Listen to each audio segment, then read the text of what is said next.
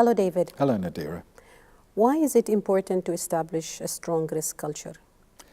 Culture affects attitudes and culture affects behavior, as we talked about when we were discussing the ABC model of where culture comes from.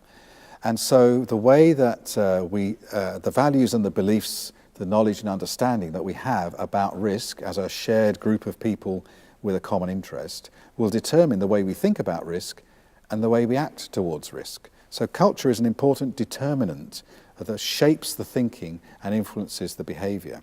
And obviously it's important that we have appropriate risk attitudes, that we take the right amount of risk, that we are sufficiently risk-seeking or risk-averse or risk-tolerant that meets the needs of the situation, that is appropriate and allows us to achieve our goals. And those attitudes will then shape our behavior, our risk-taking behavior, the decisions that we take, the processes that we follow, the way that we commit or don't commit to planning and implementing risk responses. All of this behavior and the way that we communicate about risk, the behavior is driven by the attitudes. And both behavior and attitude are influenced by the culture. So if we have a weak risk culture, and the culture says, risk management is not so important. Or risk-averse culture. Yes, exactly, something that's inappropriate. Although sometimes a risk-averse culture is the right thing.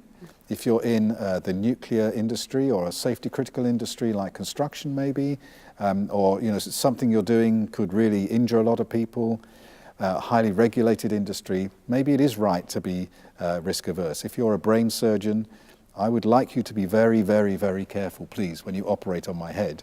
I don't want you to be risk-seeking. Or let's try something new, with this guy's brain. So sometimes a risk-averse culture is appropriate.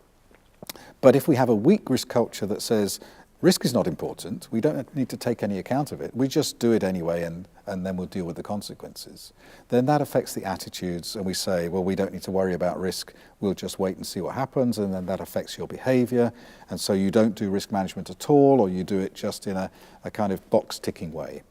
If we have a strong risk culture which says, no, risk is important, we're in this organization to take risk on behalf of our stakeholders, we need to do it professionally and well, and then we need to manage risk effectively. That means we need to give it the proper attention and take appropriate action. If we have a strong risk culture that those are the values and beliefs that we hold, then we'll have the right level of risk attitudes which will drive the right behavior.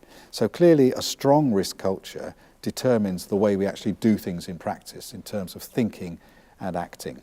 And so it's really important in setting the context for effective risk management. Thank you, David, for the useful information. Thank you.